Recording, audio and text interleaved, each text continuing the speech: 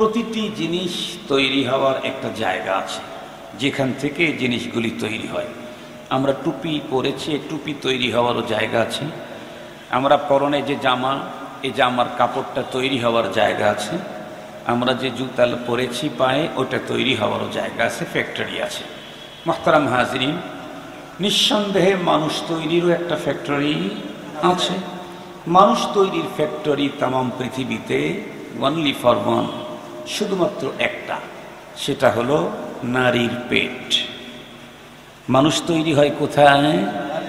নারীর পেটে, মায়ের পেটে মানুষ জন্ম হয়। মোহতারাম হাজরিন, খুব ভালো করে বুঝবেন, যতক্ষণ পর্যন্ত ফ্যাক্টরি সুন্দর না হয় ততক্ষণ পর্যন্ত তার প্রোডাক্ট ভালো হওয়ার কোনো সম্ভাবনাই থাকে না। আপনাদেরকে একদম সহজে বুঝবার জন্য একটা মিসাল দিলে ভালো বুঝবেন। আপনাদের অঞ্চলে তো ব্রিকফিল্ড আছে না? ব্রিকফিল্ড থেকে উন্নত মানের কাঙ্ক্ষিত নাম্বার 1 ইট বের করতে চাইলে 5টা জিনিস সুন্দর করতে হয়। একটা হলো মাটিটা হতে হয় বিশেষ গুণ সম্পূর্ণ, সব মাটির ইট সুন্দর হয় না। 2 নাম্বার, মিস্ত্রিকে হতে হয় অত্যন্ত দক্ষ এক্সপার্ট, যে কোনো মিস্ত্রি ভালো ইট বের করতে সক্ষম হয় না। 3 নাম্বার হলো যেই মেশিনে মাটিটাকে ডাইলিউশন করে, এই মেশিনটাও সুন্দর হতে হয়। 4র্থ নাম্বার, এই ইট যেখানে বসাবে সেই জায়গাটা লেভেল পজিশন থাকতে হয়। এত কিছু হওয়ার পরেও 5ম নাম্বারে আরও একটা জিনিসের খুব বেশি সতর্কতার সাথে নিতে হয়, সেটা হলো কাঠের তৈরি ফর্মা, যার পেটে ইটের জন্ম। মোহতারাম হাজরিন, এই সবগুলি যদি সুন্দর হয় তাহলে 1 নাম্বার ইট পাওয়া একদম সহজ।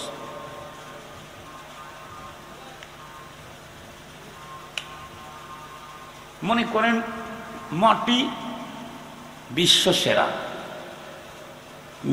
মিস্ত্রি পৃথিবীর ভিতরে নাম্বার 1, মেশিন পৃথিবীর লেটেস্ট আবিষ্কৃত সবচাইতে অত্যাধুনিক। এরপরে জমিন, বলে জমিন ব্যবহারই করা হয় নাই, চায়নার টাইলস ব্যবহার করা হয়েছে ইটকে বসাবার জন্য।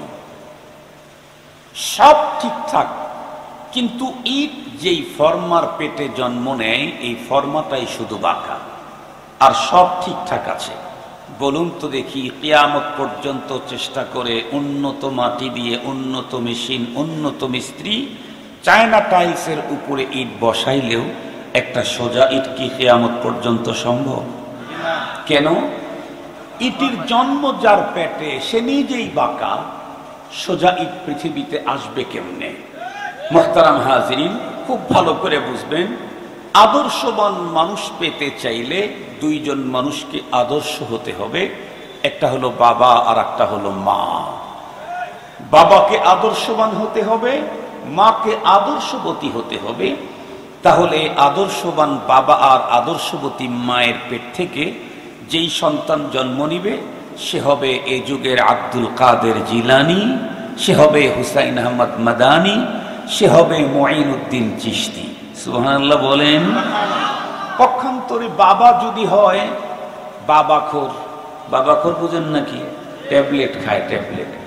আর মা যদি হয় সিরিয়াল ভক্ত, সবসময় ইন্ডিয়ান, এদেশের বিদেশের সিরিয়াল দেখে, তাহলে এই 2 জনের পেট থেকে কখনো কোনো দিনদার, পরহেজগার, আদর্শবান কোনো সন্তান আশা করা যায় না। আপনাদেরকে সংক্ষিপ্ত সময়ে বিষয়টা বুঝাবার জন্য অনেক বেশি মেসাল আমি আপনাদের খেদমতে পেশ করব না। আপনারা অবশ্যই দেখেছেন, আমরাও দেখেছি, যেই ফ্যামিলির ছোট থেকে বড় সবাই নামাজি, ওই ফ্যামিলির ছোট্ট বাচ্চা 3 বছর, 2.5 বছর, ও নিজে হাঁটতে শিখেছে। বাচ্চাকে মা যদি খাটের উপরে ঘুম পাড়ায় দিয়ে তার নিজ কাজে ব্যস্ত থাকে, বাসাটা আবার মসজিদওয়ালা বাসা, মুয়াজ্জিন আজান দিয়েছে, আজানের আওয়াজে বাচ্চার ঘুম যখন ভেঙ্গে যায়, বাচ্চার পরনে কোনো কাপড় নাই, পোশাক নাই, ঘুম থেকে উঠেই এদিক ওদিক চেয়ে দেখলো বাবাও নাই, মাও নেই। এরপরে দেখবেন আজান যেই ফুরিয়ে যাবে, শেষ হবে, বাচ্চারা তখন আলনার উপর থেকে কোনো একটা কাপড় টান দিয়ে ফ্লোরের ভিতরে বিছিয়ে ল্যাংটা অবস্থাতেই নামাজের সুরত ধারণ করে দাঁড়ায় যাবে। দেখেছেন কি আপনারা কোনোদিন? কেন? কারণ এই বাচ্চা দেখেছে এই আওয়াজের পরে তার মা বাবা প্রত্যেককে এই অবস্থান গ্রহণ করতে। বাচ্চা এখান থেকে শিক্ষা নিয়েছে।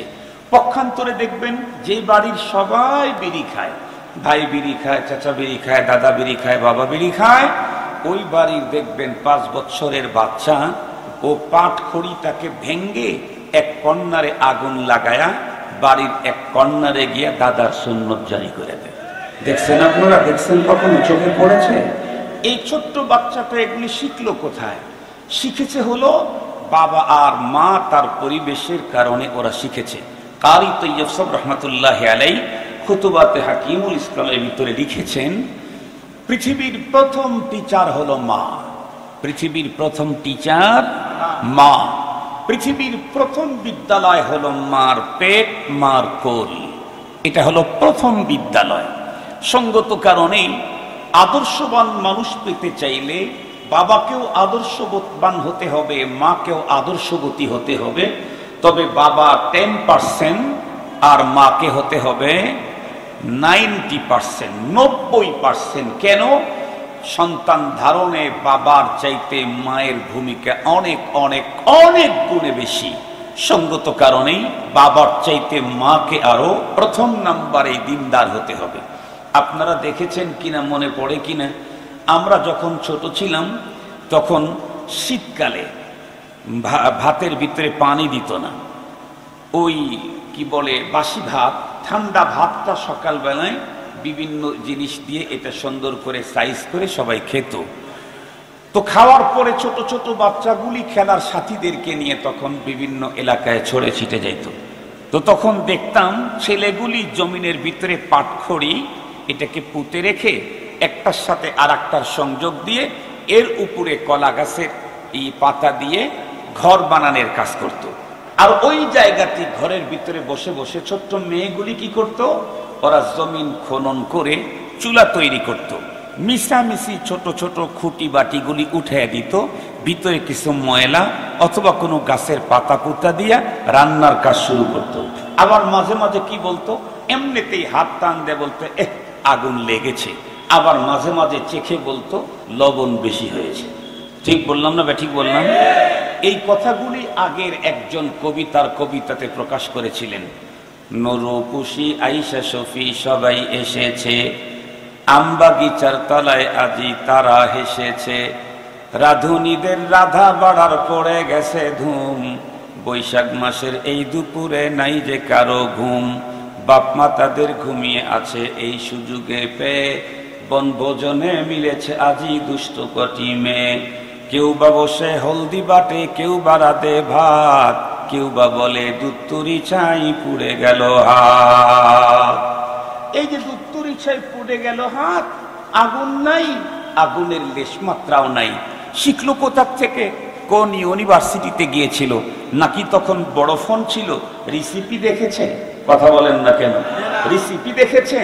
তখন তো রিসিপি ছিলই না, বড় ফোন ছিলই না। বাচ্চাগুলি ঘর বাঁধার কাজ করতে হবে, কার কাছে প্রশিক্ষণ নিল? মেয়েগুলি রান্না বাড়ার কাজ করতে হবে, কার কাছে প্রশিক্ষণ নিল? এগুলি তার বাবা আর মাকে দেখে দেখেই শিখেছে। এ কারণেই কোনো ব্যক্তি যদি চায় আমার ঘরের সন্তান আদর্শবান হোক, তাহলে প্রথমে বাবা আর মাকে আদর্শবান আদর্শবতী হতে হবে। যেই ঘরের মা বাবা দিনদার, পরহেজগার, আল্লাহওয়ালা, নামাজি, ওই ঘরের সন্তান ছোট থেকেই নামাজের ট্রেনিং শুরু করবে, পরনে পোশাক না থাকলেও।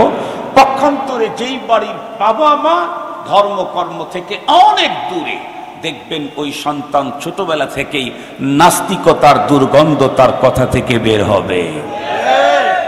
মুহতারাম হাজিরিন, খুব ভালো করে কথাগুলি বুঝার জন্য চেষ্টা করবেন, খুব ভালো করে কথাগুলি বুঝার জন্য চেষ্টা করবেন।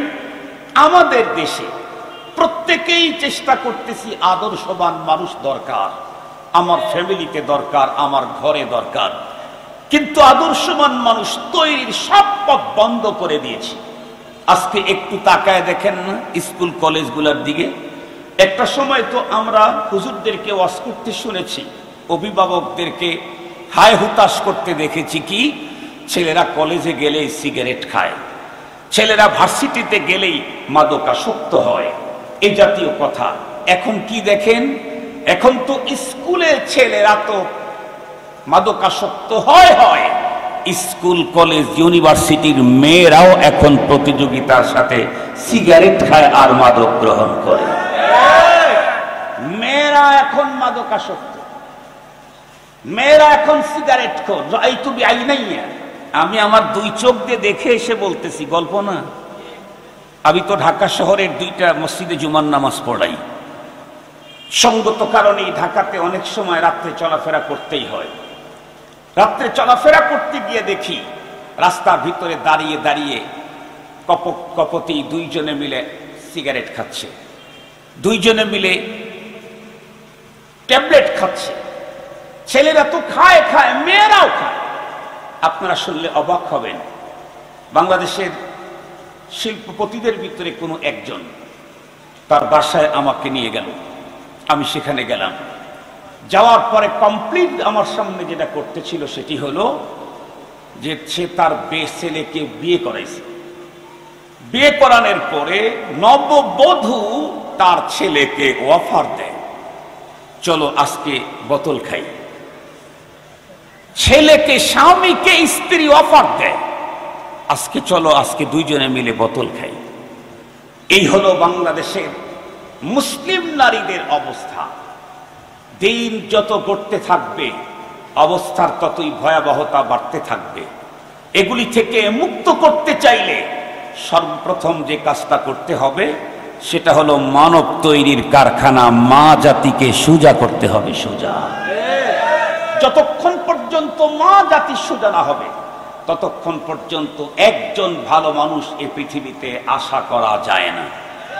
আপনারা বলেন তো দেখি, বর্তমান সমাজে অনেক মানুষ এমন আছে যে মুসলিম নারীরা প্যান্ট শার্ট পরে রাস্তায় ঘুরে বেড়ায়। আমরা তো দ্বীনের দাওয়াত ইরশাদের কাজে আল্লাহ পাক লাগিয়ে রেখেছেন। আল্লাহ পাকের মেহেরবানিতে মাঝে মাঝে বিমানবন্দর ব্যবহার করতে হয়। কখনো কখনো বিমানবন্দরে ঢুকলে আমি বিমানবন্দরে ঢুকে প্রথমেই খুঁজি আমার মতো টুপিওয়ালা কেউ আছে নাকি। যদি থাকে তার কাছে গিয়ে বসি। আমার মতো টুপিওয়ালা নেই, তাহলে দেখি টুপি যে রঙেরই হোক কোনো টুপিওয়ালা আছে নাকি। তাও যদি না থাকে তো দেখি কোনো দাড়িওয়ালা আছে নাকি লম্বা। তাও যদি না থাকে তাহলে একা একা বসে বসে কোরআন শরীফ অথবা কিতাবাদি পড়তে থাকি। তো আমি একদিন বসে আছি, আমার গ্রুপের কেউ নাই। এমন মুহূর্তে 3-4টা গ্রুপ ভিতরে ঢুকলো। ওরা কোথাও মনে হয় যাচ্ছে ট্যুরে ট্যুরে। তো ওরা ঢুকলো, এক একজনদের এক এক ঢঙ্গের পোশাক, এতটাই বিশ্রী পোশাক, ওই পোশাকের দিকে তাকাইলে আমি নিজেকে বুঝাইতে পারছি না যে আমি বাংলাদেশে আছি। পোশাকের দিকে তাকাইলে মনে হয় মিডল ইস্টের কোনো উন্নত নগ্নতায় ভরা কোনো দেশের এয়ারপোর্টের ভিতরে অবস্থান করছে। আহমদ খান তার বন্ধুরা আমার কার্যালয়ে বসে বসে শুধুই চিন্তিত। এমন অবস্থায় তার গোয়েন্দা ডিপার্টমেন্টের অনেকগুলি লোক এসে উপর্যুপরি মেসেজ দিল, স্যার অবস্থা বড় ভয়াবহ, আপনার সন্তান বিরুকা পুরুষের মতো রণাঙ্গনে পৃষ্ঠ প্রদর্শন করে ভেগে চলে গেছে। আমি দোস্ত মোহাম্মদ খান সাহেবের মাথার উপরে মনে হয় যেন আসমান জমিন ভেঙ্গে পড়ল। আরে আমি করলামটা কি? সেনা প্রধানকে যদি কমান্ডার ইন চিফের দায়িত্ব দিতাম এই জাতীয় কাজটা হয়তো সে কখনোই করতো না। আমি আমার সন্তানকে দিয়ে কাজটা কি করলাম। এক পর্যায়ে উনি খুব বেশি পেরেশান, কোনো কিছুই মিলাইতে পারতেছেন না। এক পর্যায়ে হাঁটি হাঁটি পা পা করে তার বাসার দিকে রওনা করলেন। বাসার ভিতরে ঢুকতেই বেগম মুস্কি হাসিতে জিজ্ঞাসা করে, স্বামী অনেকদিন পরে বাসায় ঢুকলেন, আপনার চেহারার ভিতরে মালিন্যতার ছাপ কেন দেখতে পাই? উনি তখন আরো রেগে গেলেন, বললেন, মালিন্যতার ছাপের মূল হোতা হলো তুই। আমি কেমনে আপনার মালিন্যতার চেহারার মালিন্যতার মূল হোতা হব? আমি তো বাসায় ছিলাম, আপনি ছিলেন কার্যালয়ে, আপনার সাথে আমার সাক্ষাৎ নেই। উনি তখন উত্তর করল, কি বলবো?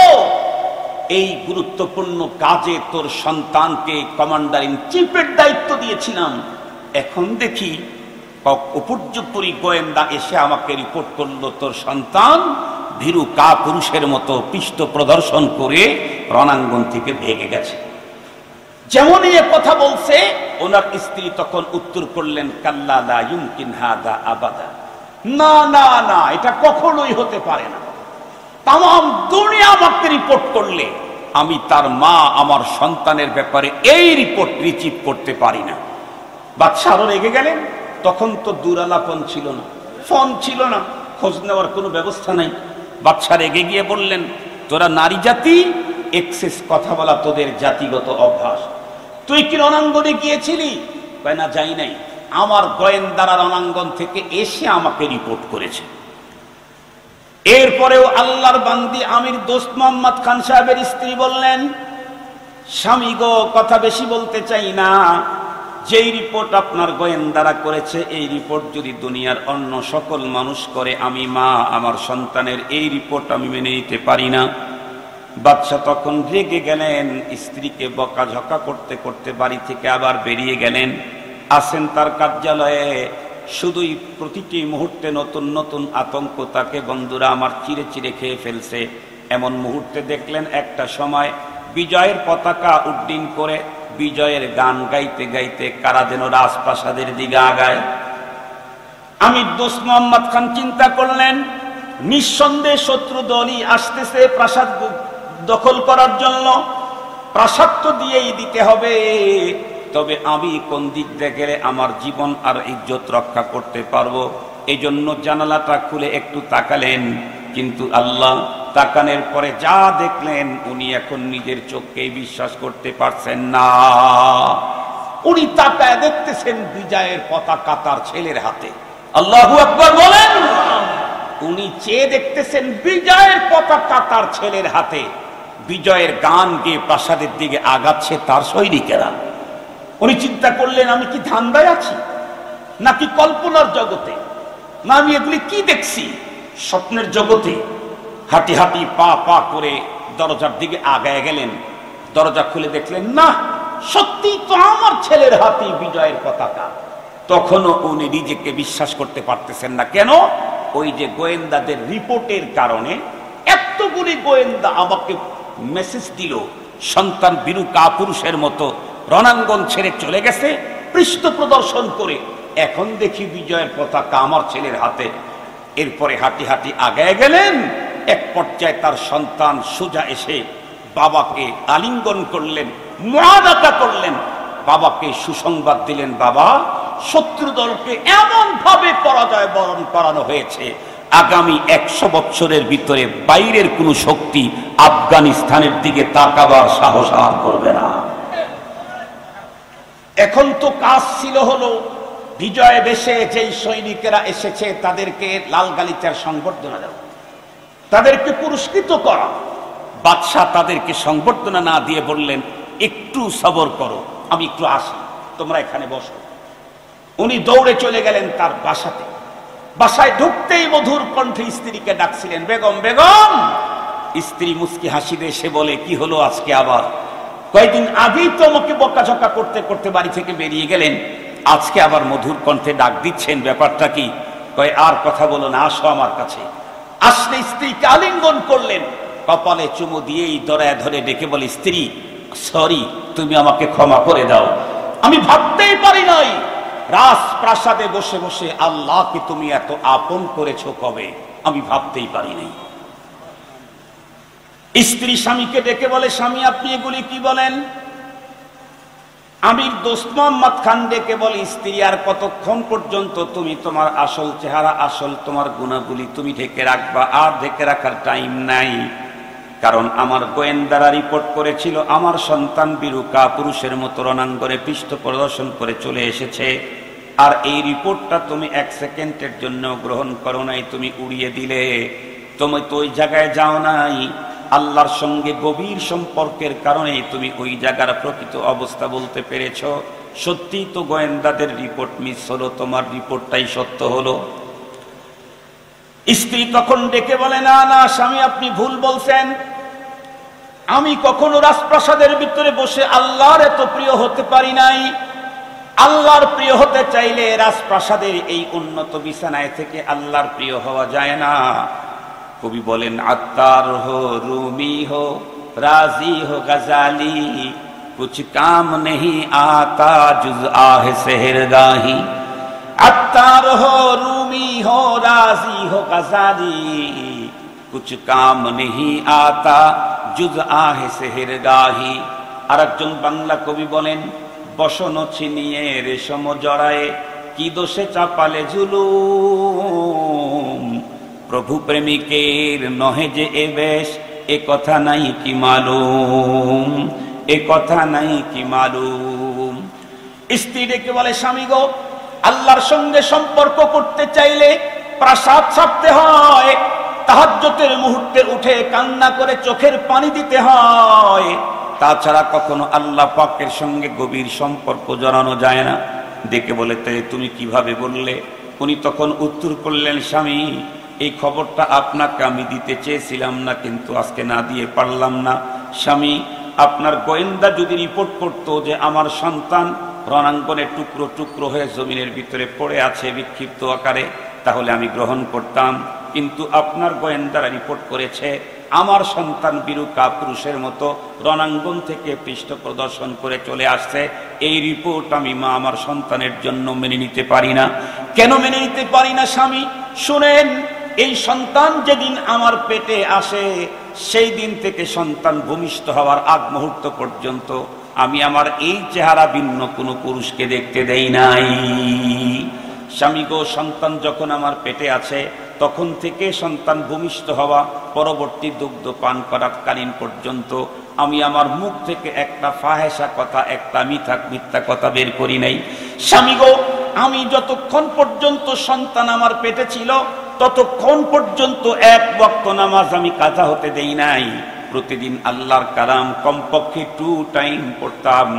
আর আমি ইতিহাস পড়েছি তো খালিদ বিন ওলীদের ইতিহাস, আমি তো পড়েছি ইতিহাস ওমর ইবনে ফারুকের ইতিহাস, পৃথিবীর বিশ্বসেরা নাম করা মুজাহিদদের ইতিহাস আমি পড়েছি।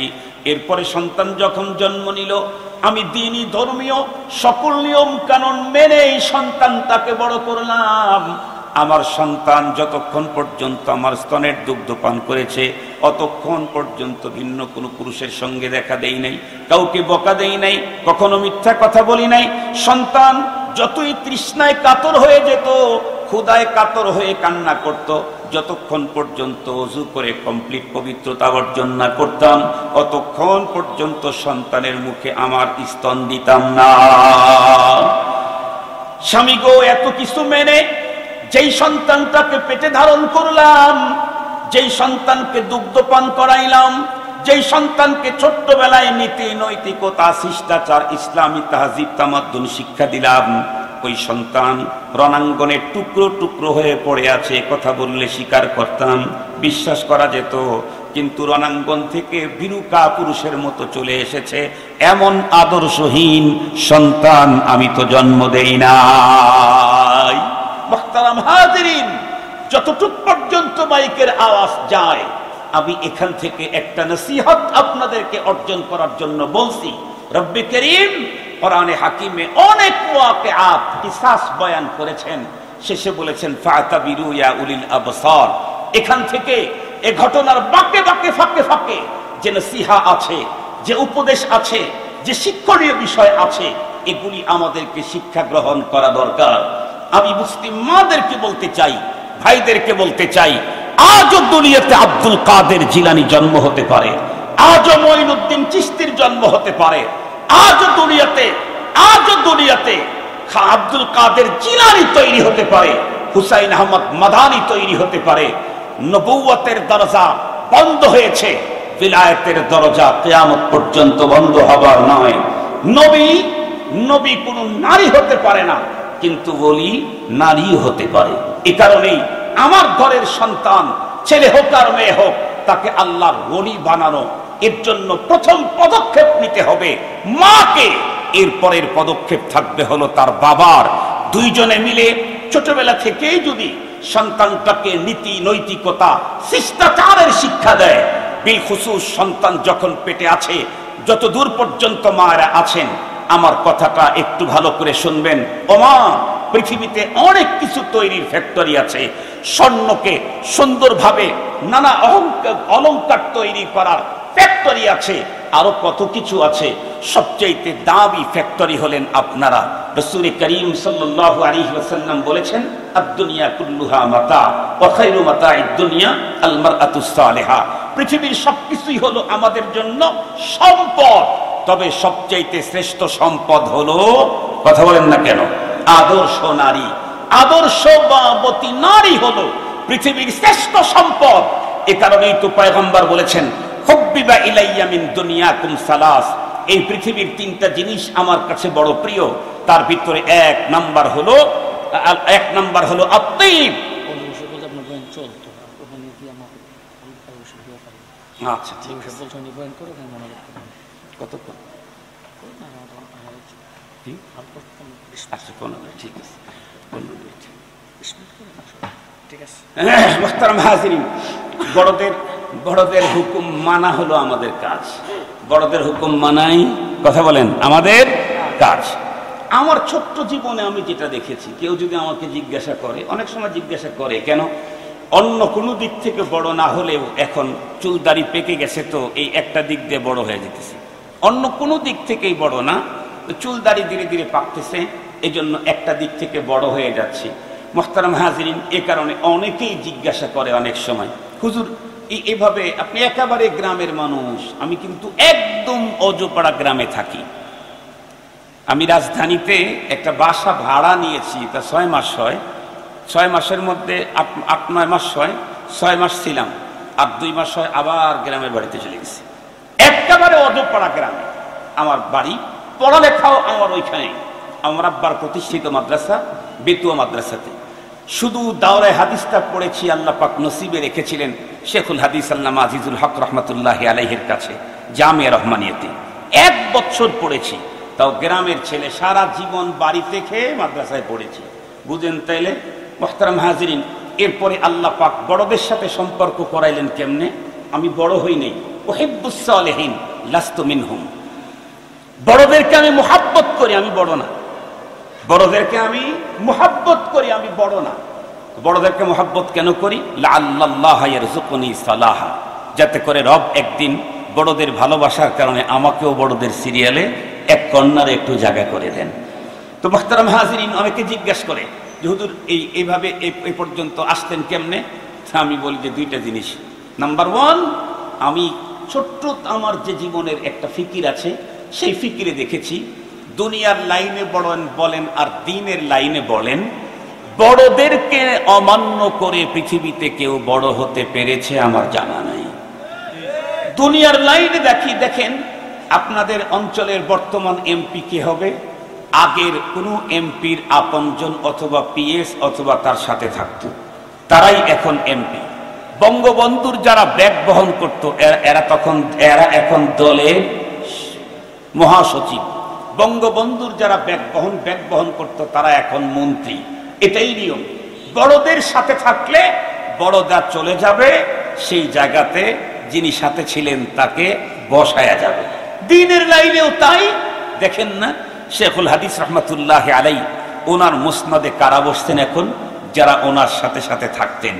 খতিব আজম রহমাতুল্লাহি আলাইহির মুসনাদে কারা বসতেন? যারা ওনার সাথে সাথে থাকতেন। এজন্য দ্বীনের লাইনে যদি কেউ বড় হতে চায়, দ্বীনের লাইনে বড়দের সাথে থাকতে হয়, তাদের কথা মানতে হয়। তাহলে আল্লাহ পাক শেখুল হাদিস শামসুর রহমাতুল্লাহি আলাইহি বলতেন, কাব্বারানা মাউতু কুবারাইনা, কাব্বারানা মাউতু কুবারাইনা, মানে আমরা আসলে বড় না, বড়দের মৃত্যু আমাদেরকে বড় বানায় দিয়েছে। তো বড়রা চলে যাবে, সেই জায়গাতে ছোটরা বড় চেয়ারে জায়গা পেয়ে যাবে। এই কারণে চেয়ারের আশেপাশেই থাকা লাগবে। চেয়ারের আশেপাশেই যদি না থাকে, ওই চেয়ারে ছাগল যায় বসবে, কিন্তু আমার কপালে, কথা বলেন না কেন, আমার কপালে হবে না। এখন তো সবচাইতে বড় ক্রাইসিস যেটা সব জায়গাতে, দুনিয়ার লাইনে তো আছেই, ধর্মের লাইনেও মানামানির সবচাইতে বড় ক্রাইসিস। মানতে চায় না সবাই, নিজের অধীনে অন্যদেরকে রাখতে চায়, নিজে কারো অধীনে থাকতে চায় না। অথচ দ্বীনের মূলটাই হলো মানামানি, দ্বীনের মূলই হলো মানা। আমার উস্তাদ যিনি মুসলিম শরীফ পড়াইতেন গাজীপুরি হুজুর হাফিজাহুল্লাহ, উনি বলতেন ঈমান জাননে কে বাদ মাননে কা নাম। ঈমান হলো জানার পরে মানা। কি জানলাম? আল্লাহ জানলাম, রসুল জানলাম, আর কিতাব জানলাম, ফেরেশতা জানলাম, এগুলাকে মানলাম, তার নাম হলো ঈমান। আল্লাহ পাক আমাদেরকে আজীবন বড়দেরকে মেনে চলার তৌফিক দান করুন। আর একটু জোরে বলেন না আমিন। আজীবন বড়দেরকে মেনে চলার তৌফিক দান করুন। এখন তো আমি ঘটনা তো বলবই, এখন তো এমন এক জটিল অবস্থা, আল্লাহ, বিশেষ করে এই বড় ফোনের একটা বুক আছে, ফেসবুক, একটা বুক আছে না, বড় ফোনের একটা বুক আছে ফেসবুক। এই ফেসবুকে ছেলেরা যা লেখে, কার সম্পর্কে লিখতেছে, কার ব্যাপারে কলম ধরতেছে, একটুও ফিকির করে না, ওদের কলিজা একটুও কাঁপে না। মুহতারাম হাজিরিন, খুব ভালো করে মনে রাখবেন, মানুষের জীবনে অনেক ভুল ত্রুটি হয়, কিন্তু বড়দের ব্যাপারে যদি কারো বেয়াদবি হয়, এটা একজন মানুষের জীবনকে চূড়ান্ত পর্যায়ের নিচে নেওয়ার জন্য একটাই যথেষ্ট। আমাদের অনেক সময় দেখা যায় কি, ছোট ছোট ছেলেরা যোগ্য, অবিশ্বাস করি না, বেফাকে ফাস্ট হয়েছে, অবশ্যই মুস্তাহিদ, যোগ্যতা তার আছে, কিন্তু সে লিখতেছে কার বিরুদ্ধে? উনি বুখারী পড়ায় 2 বছর হয়, যার বিরুদ্ধে লিখছেন উনি বুখারী পড়ায় 60 বছর হয়, উনি বুখারী পড়ান 45 বছর হয়, উনি তাহাজ্জুদ পড়েন 3 বছর হয়। আমি অস্বীকার করি না যে উনি তাহাজ্জুদ পড়েন না, উনিও বুজুর্গ, উনিও তাহাজ্জুদ পড়েন, উনিও আল্লাহওয়ালা, কিন্তু যার বিরুদ্ধে লিখতেছে ওনার সাথে আল্লাহর সম্পর্ক হলো 60 বছর আগের থেকে, আর ওনার মাত্র 3 বছর হয় সম্পর্ক। এখন আপনারা বলেন তো দেখি, কোন এক ফ্যাক্টরিতে 60 বছরের পুরাতন একজন কর্মী, যেই কর্মী 60 বছর পর্যন্ত একই ফ্যাক্টরিতে থাকলো, নিঃসন্দেহে মালিক তাকে পরীক্ষা করে করে করে করে তাকে অন্তরের 1 নাম্বার জায়গাতে জায়গা করে দিয়েছে। ঠিক বললাম? নাইলে এতদিন তাকে বাদ দিয়ে দিত। এখন আমি 3 বছর হয় ওই ফ্যাক্টরিতে ঢুকে যদি 50 বছরের পুরাতন ওই কর্মীর বিরুদ্ধে যদি আমি মালিকের কাছে নানা রকমের কুৎসারটনা করি, তাহলে তার চাকরি যাবে না আমারটাই যাবে? একটু জোরে বলেন না কেন ভাই? তারটা যাবে না আমারটা যাবে? আমাদের ছেলেদেরকে বলতে চাই, কলম লিখতে একটু সাবধান। কার ব্যাপারে লিখছো তুমি ভাই? তুমিও তাহাজ্জুদ পড়ো, আমি বিশ্বাস করি তো, তুমিও বুখারী পড়ো, আমি বিশ্বাস করি তো, তুমিও তাফসীর করো, আমি বিশ্বাস করি তো, কিন্তু তোমার তাহাজ্জুদ, তোমার সালাত, তোমার রিয়াজত, তোমার মুজাহাদা, তোমার জিকির, তোমার মালিকের সাথে ভাব তৈরি হয়েছে মাত্র 3 বছর হয়। যার বিরুদ্ধে কথা বলছো তার সাথে মালিকের ভাব 60 বছর হয়। তোমার জন্মের আগ থেকে আল্লাহর সাথে তার সম্পর্ক। তার ব্যাপারে তুমি কলম উঠাও, তোমার খোদার সাথে তোমার সম্পর্ক নষ্ট হবে, তার সম্পর্ক নষ্ট করতে তুমি পারবা না। এই জন্য খবরদার, বড়দের ব্যাপারে কথা বলতে খুব বেশি সাবধান।